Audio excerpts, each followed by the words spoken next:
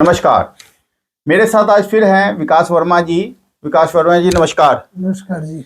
हाँ, विकास वर्मा जी तमन्ना वर्मा जी के हस्बैंड हैं, जिनका ट्रक था एक जो जल गया था, कंप्लीट जल गया।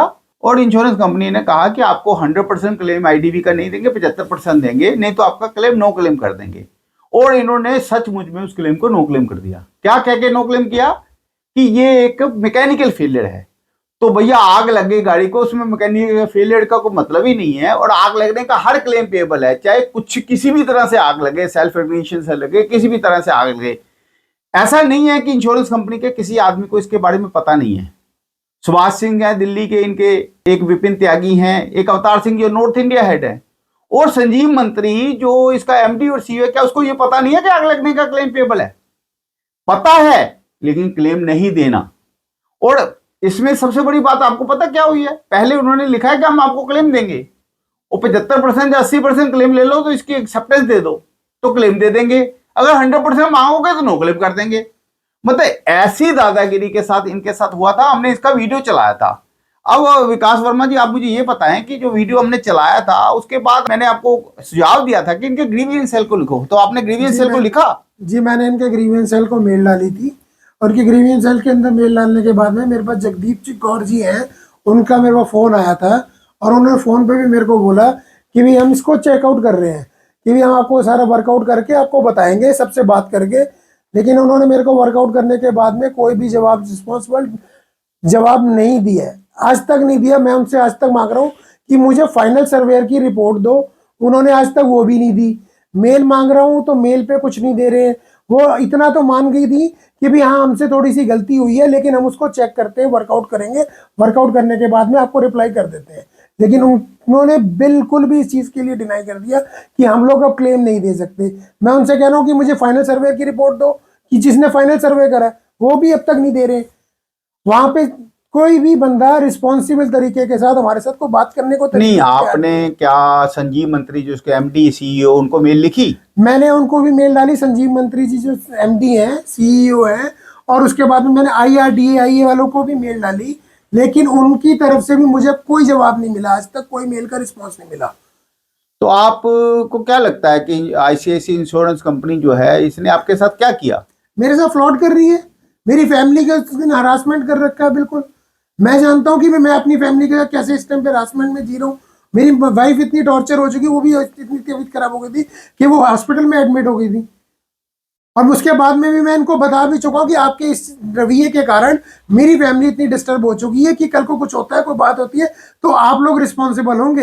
ये संजीव मंत्री जी हैं, अवतार सिंह जी हैं, और ये जो अपने सुभाष सिंह जी हैं, इन लोगों ने मेरे को बिल्कुल खत्म करने वाली बात सोच रखी है। धमकी दे रहे हैं कि भाई हम आपको मेल आपको देंगे ही नहीं, क्लेम आपका किसी भी हालत में आपको नहीं मिलेगा, क्योंकि आपने उस टाइम पे मेरे को 75% पे जब हमने आपसे मांगा था तब आपने डिनाई कर दिया। अब हम डिनाई कर रहे हैं, हम नहीं देंगे। और उनसे कोई जवाब मांगो तो कोई नेगेटिव रिस्पॉन्स है। धमकी पूरी पूरी मिलती है, हर तरफ से मिलती है। और इनके जितने भी आप चेक करोगे अगर आईसीआईसी वालों का, तो सबकी तरफ से आपको रिस्पॉन्स मिलेगा पूरी पब्लिक से कि भाई इनका क्लेम देने का तरीका ही गलत है, ये देते ही नहीं है। आपको क्या लगता है कि ये जो संजीव मंत्री हैं, ये जो सुभाष सिंह हैं, ये जो अवतार सिंह हैं, जो गुरदीप कौर हैं, इन लोगों को पता नहीं है कि क्लेम पेएबल है? इन लोगों को सब पता है क्लेम पेएबल है, मगर सब अपनी अपनी नौकरी बचाने के चक्कर में लगे हुए हैं, और सब अपने अपने काम को लगे हुए हैं। कोई भी बंदा ये नहीं देखता कि किसी बंदे के फैमिली के अंदर कोई भी चीज़ खराब हो रही है, या उसकी फैमिली खराब हो जाए, या उसकी फैमिली में किसी को भी कोई हरासमेंट हो जाए, या कोई भी ऐसी मेंटल स्टेज में आ जाए, तो बंदा क्या करेगा। संजीव मंत्री जो है ICICI Lombard general insurance company के एमडी हैं, वो तो मालिक हैं।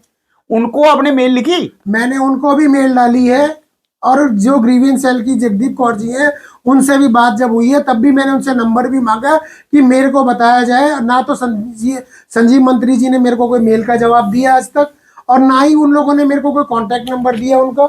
ना कोई बात हो रही है, ना कुछ हो रही है। अब तो उल्टा फोन ही नहीं उठाते हमारा। इसके बाद आपने अब क्या करने की सोच रहे हैं?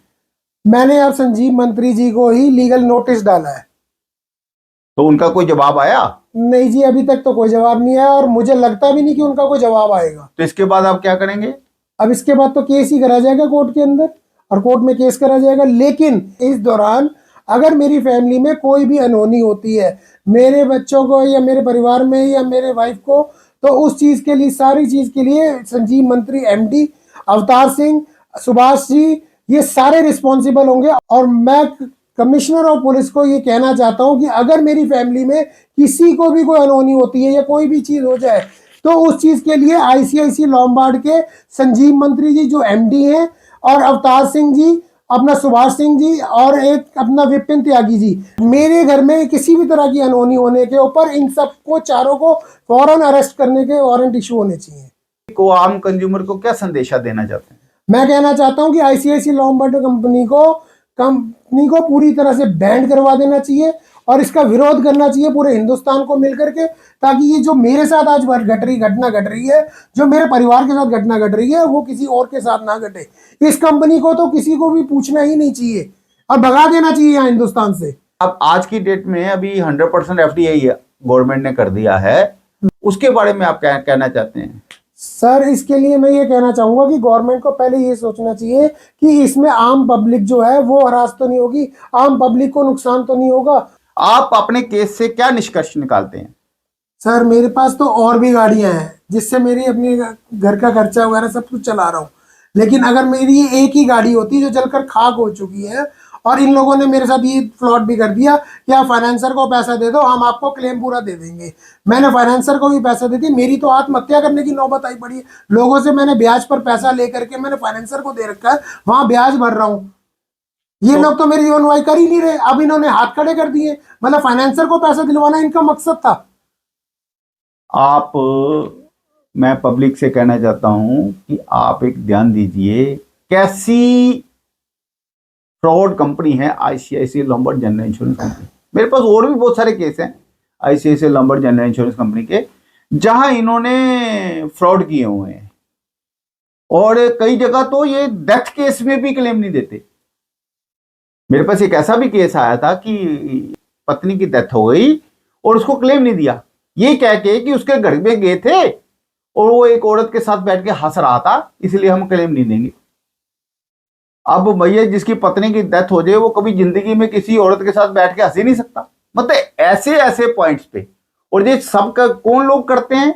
ये इन्वेस्टिगेटर से लगाते हैं, जिसके बारे में मैं पहले भी वीडियो शेयर कर चुका हूं, जिनका कोई बेस ही नहीं होता, जो ऐसे प्राणी हैं जिनकी कोई लीगल आइडेंटिटी नहीं है, उनके बेस पे। और इनका भी क्लेम इन्होंने एक इन्वेस्टिगेटर लगा के ही नो क्लेम किया है। वो कह रहा है जो मैकेनिकल फेलियर है। बताओ कि अनपढ़ आदमी जिसका कोई क्लेम से लेना देना, जिसको ये नहीं पता कि जब आग लगती है तो वो आग लगती है, वो फेलियर नहीं होता। तो इस तरह का आईसीआईसीआई लॉम्बार्ड कंपनी एक फ्रॉड कर रही है इनके साथ। तो हमने कोशिश करी है कि इस कंज्यूमर टीवी चैनल के माध्यम से हम लोग पब्लिक को जागरूक करने के लिए ये वीडियो बना रहे हैं कि कैसी कैसी हरासमेंट है ICICI Lombard general insurance company की तरफ से। तो आपको थोड़ा सचेत रहने की जरूरत है। आप को, जैसे मैंने पिछला वीडियो भी दिया था जिसमें मैंने इन्वेस्टिगेटर के बारे में बताया था कि उसको आप एंटरटेन ही ना करो। उसको एंटरटेनमेंट करना ही कंज्यूमर के फेवर में नहीं है, कंज्यूमर के अगेंस्ट जाता है। आप जहां इंश्योरेंस सर्वेयर को एंटरटेन करो या इंश्योरेंस कंपनी को डायरेक्ट एंटरटेन करो।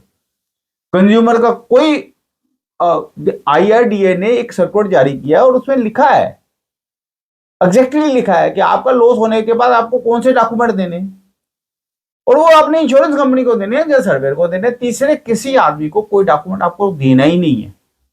और जो भी आपकी गाड़ी सर्वे करने आता है या इंस्पेक्शन करने आता है, उससे पहले उसकी आईडी मांगो, और अगर आईडी वो नहीं दिखाता तो ये मान लो वो आपके यहाँ चोरी करने आया, बस उसके साथ वैसा ही बर्ताव करो जैसे चोर के साथ करते हैं। इनका केस बिल्कुल जेन्युइन है, इनका क्लेम बिल्कुल पेएबल है, सारी दुनिया को पता है पेएबल है।